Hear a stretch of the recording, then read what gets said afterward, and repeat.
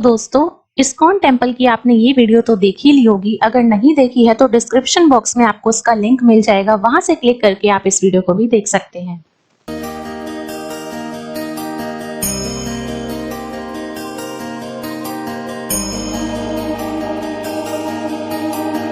तो अभी जो आप एरिया देख रहे हैं ये पूरा लिविंग रूम वाला एरिया है और यहाँ पर अगर आप देख पा रहे हैं तो यहाँ पर सोफा रखा है और टेबल भी रखा हुआ है। यहाँ पे पूरा वाइट कलर में पेंटेड है और एकदम नया बना हुआ है। और यहाँ पर जो है हम सेट कर रहे हैं चीज़ें कि टेबल को हम कुछ इस तरीके से शिफ्ट कर देते हैं। जैसे ये अभी रखा हुआ है तो इसको हम शिफ्ट कर लेते हैं, तो दूसरे एंगल से रखने में ये ज़्यादा हमारे लिए यूज़फुल हो जाता। तो इसीलिए हम स्पेशियस बनाने के लिए इसको चेंज कर देंगे दूसरी डायरेक्शन के अंदर। तो यहाँ पर अभी हम चेंज कर चुके हैं, कुछ इस तरीके से अब इसका डायरेक्शन बदल गया है।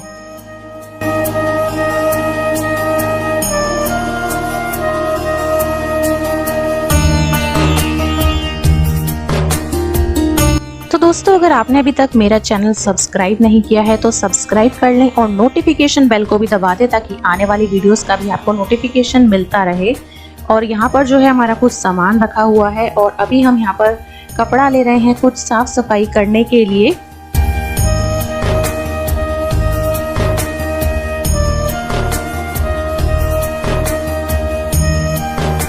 तो पूरी तरीके से देख सकते हैं आप, अभी यहाँ पर काम नहीं हुआ है। ये सेकंड वाला रूम है, इसमें भी यहाँ पर काम पूरा इनकम्प्लीट है वैसे तो अभी। और ये साइड में आप देखेंगे ये नीचे का वॉशरूम है, पूरा वॉशरूम एरिया है। यहाँ पर पूरा वर्क कंप्लीटेड ही है।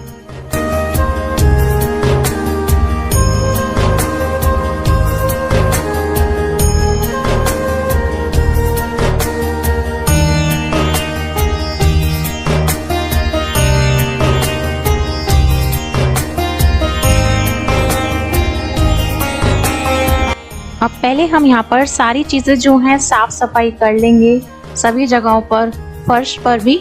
उसके बाद में फिर हम धीरे धीरे करके यहाँ पर सामान निकालेंगे।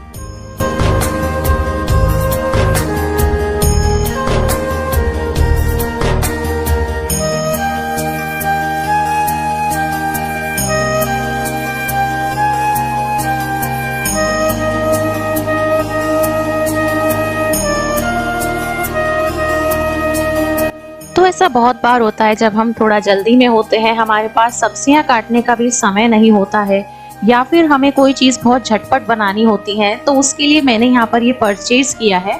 ये स्टोरेज कंटेनर्स हैं जो कि बहुत काम के होते हैं।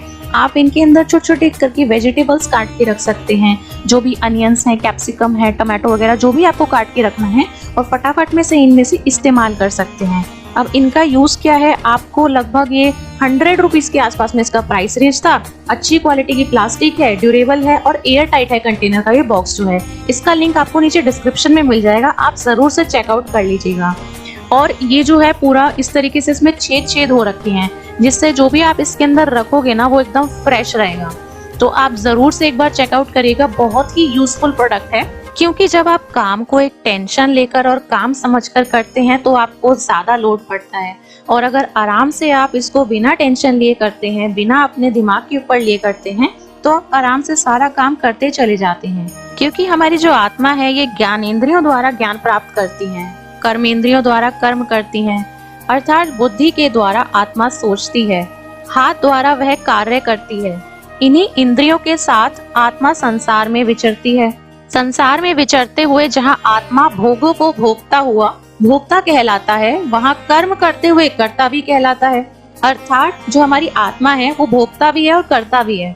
आत्मा नित्य एक नए रूप बदलने वाली प्रकृति की चकाचौंध में अपने स्वरूप को भूलकर उसमें खो जाती है, और उस समय आत्मा में मैं का संचार होता है, जिसको हम कहते हैं कि मैं ये मैं वो। अर्थात तब आत्मा अपने आप को मैं समझने लगती है। लेकिन आत्मा शरीर से तो भिन्न है, परंतु जब ये मैं में खो जाती है तो फिर यह स्वरूप को भूलकर साथी के स्वरूप को धारण कर लेती है। जैसे अग्नि में पड़ा हुआ लोहे का टुकड़ा लाल होकर अग्नि रूप ही हो जाता है, ठीक इसी प्रकार जो हमारी आत्मा का स्वभाव होता है और जिसमें यह खो जाता है उसी का स्वरूप धारण कर लेता है। इसका मतलब ये तद्रूप हो जाता है। लेकिन यह भी मानना पड़ेगा कि यह शरीर से भिन्न भी है और शरीर से अभिन्न भी है। प्रकृति के साथ मिले बिना आत्मा का विकास नहीं हो सकता। आत्मा को प्रकृति का सहारा लेना ही पड़ता है। ये तो आप देख ही सकते हैं। सारी की सारी सृष्टि अहंकार तत्व से बनी है। हमारे व्यक्तित्व में जो अहंग है वह प्रकृति के कारण ही है, जो कि आजकल आपको हर ही इंसान के अंदर दिख जाएगा। मान ले कोई क्रोध में भरकर अकारण आपको गाली दे देता है। गाली को सुनकर हमारे अंदर दो प्रतिक्रियाएं होना स्वाभाविक है। पहली तो ये कि गाली सुनकर गाली देने वाले के मुंह पर झन्नाटे का थप्पड़ मारकर स्वयं भी क्रोधित हो जाएं, और दूसरी ये कि गाली को अनसुना करके टाल दें और शांत रहें। इन दोनों प्रतिक्रियाओं का विश्लेषण करें। पहली प्रतिक्रिया ने अहं तत्व को उत्तेजित किया और आत्म तत्व उसके साथ तद्रूप हो गया, इसीलिए आपने थप्पड़ मार दिया। अर्थात प्रकृति जनित अहं तत्व के साथ तद्रूप हो गया, अर्थात क्रोध और प्रतिक्रियाएं प्रकृति के साथ पैदा हुई और आत्म तत्व दोनों में तद्रूप हो गया, इसीलिए हमें भी क्रोध आया। दूसरी प्रतिक्रिया में हमारे अंदर क्रोध तो भड़का, लेकिन आत्म तत्व अर्थात आत्मा ने उसका साथ नहीं दिया और परिणाम जो हुआ वो ये हुआ कि क्रोध शांत हो गया।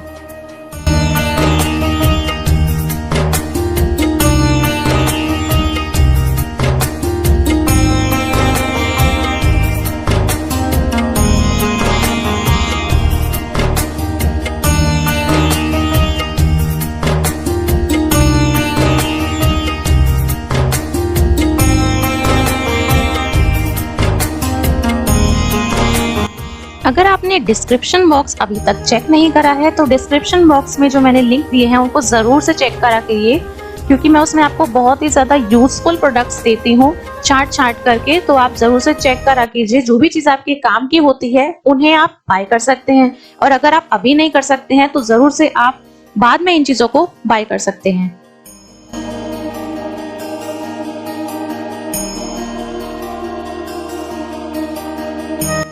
जो स्फटिक मणि होता है, अगर उसके सामने फूल पड़ा हो तो उसमें फूल का ही प्रतिबिंब आपको दिखाई देने लगता है। मतलब स्फटिक मणि और फूल जो है वो एक हो गया। इसीलिए कहा जा सकता है कि यदि आत्मा के सामने परमात्मा का प्रतिबिंब पड़े तो आत्मा और परमात्मा एक ही हो जाता है, क्योंकि तद्रूप होना आत्मा का स्वभाव है। एक बार की ऐसी बात है, अकबर ने कहा तानसेन, जैसे कि आप जानते हैं उसका है सिंगर आप कह सकते हैं, जो गायक हुआ करता था वो तानसेन हुआ करता था। हम तुम्हारे गुरु से संगीत सुनना चाहते हैं। तो तानसेन के गुरु से वो मिलना चाहता था अकबर। तो तानसेन बोला ये तो बिल्कुल मुश्किल है, उनसे तो आप नहीं मिल सकते। आप बुलाएंगे तो भी वो नहीं आएंगे, क्योंकि उनको आपसे कोई लेना देना ही नहीं है। आप कहेंगे गाना सुनाओ तो वो मौन रहेंगे, बोलेंगे ही नहीं। तो इस तरह की चीज थी। तब बादशाह ने उसको इस तरीके से कहा कि भाई मेरे को तो बहुत ज्यादा मन है उससे मिलने का। तो एक उपाय उसने निकाला। उसने अपना जो है वेशभूषा जो थी वो बदल ली, तानसेन को साथ लेकर वो निकल गया। गुरु के झोपड़ी में बैठे हुए थे। उसके बाद में जो बादशाह है वो बाहर खड़ा हो गया। तानसेन जो है वो भीतर गया। उसने गाना गाना शुरू किया और जानबूझकर गलत राग गाने लगा। तानसेन के गलत राग पर गुरु ने उसको टोका और कहा चुप रहो, गाना नहीं जानते, तंबूरा मुझे दो। गुरु ने गाना शुरू कर दिया। बादशाह गाना सुनकर मुग्ध हो गया एकदम। उसने माना कि आज जीवन सफल हुआ है। बादशाह और तानसेन लौट आए अपने अपने स्थान पे। बादशाह ने कहा तानसेन तुम्हारा गाना अब मुझे फीका सा लगता है, उसमें कोई रस नहीं आता, ऐसा क्यों? तो तानसेन ने उससे बोला हुजूर मैं जो गाता हूँ दिल्ली के बादशाह को राजी करने के लिए प्रसन्न करने के लिए गाता हूँ, और जो मेरे गुरु गाते हैं वो परमात्मा को राजी रखने और प्रसन्न रखने के लिए गाते हैं।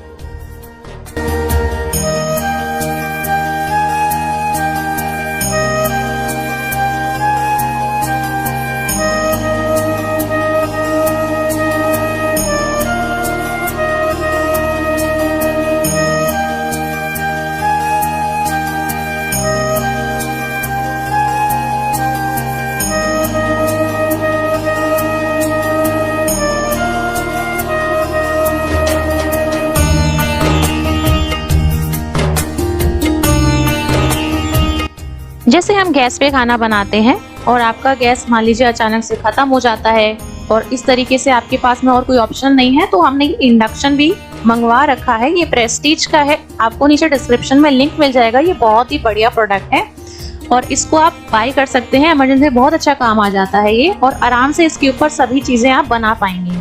देखिए, ये मैंने एक कवर मंगाया था, ये वॉशिंग मशीन का कवर है, ये टॉप लोड वाली वॉशिंग मशीन का कवर है। इसी तरीके से इसके अंदर काफी सारे प्रिंट और डिजाइन वगैरह भी आते हैं, जैसे ये इस कलर का है, आपको दूसरा भी मिल जाएगा और बहुत ही सस्ता है ये और बहुत ही बढ़िया है। मैं इसको अभी तक भी इस्तेमाल कर रही हूँ और ये धूप में इस तरीके से मेरी मशीन जो है ये बची रहती है।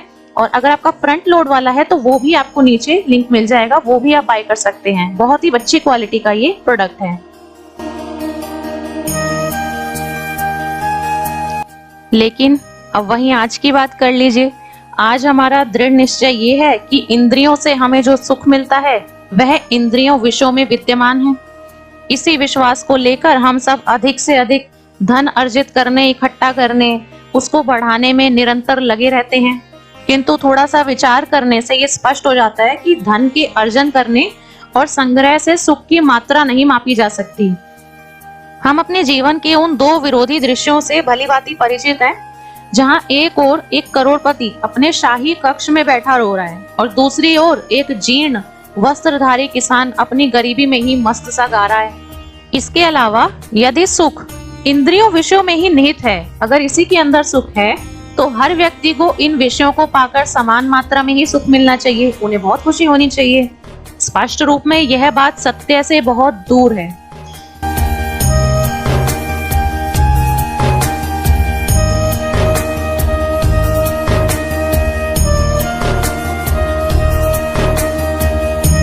ये है कॉर्क लेड और स्पून के साथ ग्लास जार, जो मुझे बहुत पसंद आए और किचन में मैं इनको इस्तेमाल करती हूँ। लाइट वेट है, ड्यूरेबल है और इस तरीके से कांच में बने हुए हैं। सारे ही प्रोडक्ट्स आप इसके अंदर रख सकते हैं। ओवन सेफ भी हैं ये, ठीक है, और रिसाइक्लेबल हैं। आप इनको किसी भी तरीके से इस्तेमाल कर सकते हैं। तो इनका लिंक भी आपको मैं नीचे डिस्क्रिप्शन बॉक्स में प्रोवाइड कर दूंगी। आप वहां से जाकर के आपको ये पसंद हो तो आप ये वाले भी ले सकते हो। अगर आपको कोई और पसंद आते हैं ना, तो आप वो वाले भी बाय कर सकते हो। उदाहरण के तौर पर एक सिगरेट से किसी व्यक्ति को सुख और संतोष मिलता है, किंतु दूसरा व्यक्ति उससे चिढ़कर पागल हो उठता है। एक ही वस्तु है, उससे एक व्यक्ति को संतोष और दूसरे को चिढ़ क्यों होती है? यही यह मूलभूत प्रश्न उठता है कि वस्तुतः सुख क्या है। सावधानी से अगर आप ध्यान दें तो पता चलता है कि मनुष्य का सुख पूर्ण रूप उसके व्यक्तिगत वस्तु है, उसकी मानसिक स्थिति और उसके द्वारा अनुभव सुख या दुख या स्पष्ट संबंध दिखाई देता है। यानी कि सुख को किसी व्यक्ति की मानसिक शांति से नापा जा सकता है। अगर वो शांत है तो वो सुख की प्राप्ति करता है और शुद्ध है तो उसको दुख को अनुभव होता है।